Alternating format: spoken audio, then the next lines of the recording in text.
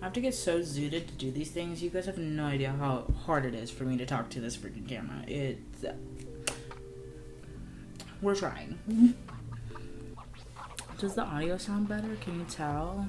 My sister helped me set up a mic. I don't know. I don't know anything about any of this. Thanks for watching. Just to put it out there on the table, this is not a defense of the do-rag queen, okay? I don't like her. I hope her heel gets stuck in every sideway grate she walks down, okay? We're not on her side here. I wanted to talk about this whole thing, like the music video and the Twitter fight with Asian Doll, but I didn't exactly know how to approach the topic because, one, I don't enjoy giving attention to people like her. But I feel like there's a bigger issue, and that's what I like about these kind of videos, is that I can take something that's going on in popular media and talk about the real issues behind it, because none of this was okay. Not the music video, not the fight, not Nikita, not Asian Doll. Everybody in the whole situation wrong. Everybody in the whole situation wrong. And you need to leave dead people alone. Okay? We see this dynamic happen a lot, especially amongst women, when we are pitting ourselves against each other. So instead of talking that much about the people, I kind of want to cut straight to right to the root of the problem. On the surface, it looks like it's just mean girl politics, but what it really is this violent transphobia that is coming out as a result of this deep-rooted patriarchal belief of who we are as women and what it means to be a woman, that is creating this toxic dynamic, and that's the root of a lot of the transphobia that we see. Asian Doll had a point when she said that black women set trends in popular culture and popular media, especially if you look at media right now. And yeah, Nikita was wrong from beginning to end of that video. We don't have to talk about that. But instead of sticking to the root of the point of the issue that she was trying to make, what we instead saw was her using these transphobic tactics to come at the Dragon Beauty flop when your point could have stood on its own, and there are so many other things that you could come at Nikita for and drag her for, but you went for her trans identity. And why is that?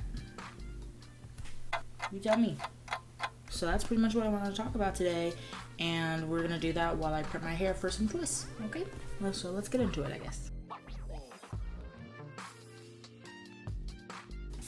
The crazy part about it is that they are both ostracizing other women from the title of woman, and they're doing that because under the patriarchy,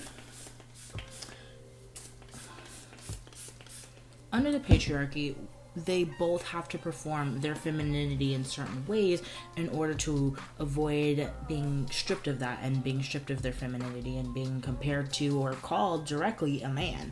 Oftentimes as women, we are pressured to present ourselves in a certain way, and when you mix in the intersectionality of being a trans woman or being a black woman on top of that, we can really look at this thing for what it is and come to see that they're fighting each other when what they need to be doing is fighting the system that is oppressing both of them.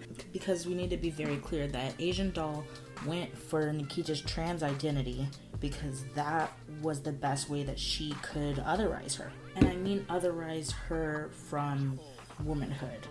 And by doing so, otherize her from what is acceptable, especially in the context of the messaging of this music video. The gag is that Nikita's doing the same thing. Don't believe that she isn't, because do we notice how in the music video there are very specific kinds of trans women that are shown as the imagery that we're supposed to associate with this message, and therefore with Nikita. Trans women who perform their femininity in a very hypersexual way like Nikita does. And of course not all of them, but the majority of them that were featured in the video. And so Nikita has her own idea of what being a woman means and who she wants to allow to fit her definition of womanhood. You gotta follow me for a second here, because just as it is not a coincidence that Asian Doll went after Nikita for being trans, it's also not a coincidence that Nikita picked passing trans women as the focal point for her video. Nikita has always presented this idea that she is more of a woman than some others because she dresses this way, walks this way, acts this way, looks like this, does her makeup like this, hangs out with these people, presents herself and performs her gender in this specific way, that she attracts this kind of man. And that don't that sound familiar to y'all? Because the last time I checked, the mantra of the rap girlies these days is, my bundle's more expensive than yours, my body built better than yours, and I can take your man if I want to. They're cut from the same cloth and they can't even see it. Their messaging is the same. And this isn't a critique on those women or this genre of music, because that's all I listen to for the most part. But let's not also forget that while this music is fun and it can feel empowering, it's rooted in distinguishing yourself from regular women, whether that be by looks, by money, by talent. They are trying to make themselves different, and they're trying to make the category of who gets to be desirable as small as possible. Both of them are doing the same thing, because by condensing the group down as much as possible, we concentrate power. And power for women, a lot of the time, has to do with desirability politics, because we live under the patriarchy. This nonsense goes back to the BBL conversation too. All of these things are rooted in the fact that we're expected to present ourselves in a certain way and perform this hyperfemininity. And because it's unachievable, no matter how hard you try, we end up getting pitted against each other and fighting amongst ourselves about this nonsense, when the reality is we should be teaming up to fight the expectations that put us in this position to begin with. Expectations that are put on us by the patriarchy. Take a shot every time I say patriarchy or femininity. And we see this same infighting in the BBL versus no BBL conversation, natural hair versus wigs conversation, in the way that we treat fat women, and the way that we treat dark-skinned women. We see this in so many different aspects of how we interact with each other as women, and the things that we police each other for amongst ourselves. All of our brains are trained to be constantly comparing and categorizing the other women around us into types of women, because the more that we can categorize and the more that we can cast other people out, the closer that in-group comes, and the more concentrated the power becomes. And the smaller that in-group becomes, the more kicking of other women off the ladder that we do. Because we know that we can never truly present in the way that these expectations want us to. It's never going to happen. For 99.99% of us, it is simply unachievable, even with surgery, even with bodily enhancements. And so how else do we narrow down the competition?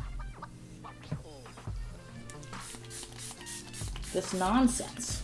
And if you want to look at the even bigger picture, this same patriarchal nonsense and gender identity performance politics is the reason why a lot of men are threatened by gay men, and why we see so many men in the music industry trying to distance themselves from Lil Nas X, even though he's one of the top charting artists in the game right now. I kind of wanted to talk about that too, but I could not fit all of those ideas into one video, so... Alright, so what's the short of it? TLDR. Transphobia is whack, the patriarchy is whack, and we need to stop playing into these ideas because we got bigger fish to fry. Stay alert, ladies. At the end of the day, we all want the same thing, and that is to be loved and understood for who we are. And the more that we play into these stupid politics, the worse life is for all of us. And us cisgendered people need to start having more open conversations about gender and what it means to us and how we choose to perform our gender identity. We hold a space of privilege in the fact that we are cisgendered, and so we need to be part of the conversation as well. Not the whole conversation, but we need to talk about these things. We can't just ignore these obvious patterns that we see every day, because they aren't healthy. It's not healthy for us. It's not healthy for trans people. We all need to do better, all of us, especially as women, and especially as women of color. We need to stop the infighting over these nonsensical, made up beliefs of men. And what we need to start doing is organizing and burning this thing to the ground. Sorry. But yeah, that's pretty much what I have to say. My hair is nice and oiled, ready to be twisted. I hope this made sense. I hope you followed along. I hope it wasn't too rambly. Have these conversations with yourself. What do you believe that your gender identity means? And what parts of the way that you express that gender identity are what you really want to do, or are expectations put on you by your parents, your friends, society, beauty standards, all of these things. So have that conversation with yourself and with people around you who are safe to have those conversations with. That's really what I want the takeaway from this to be. So thanks for listening, and bye.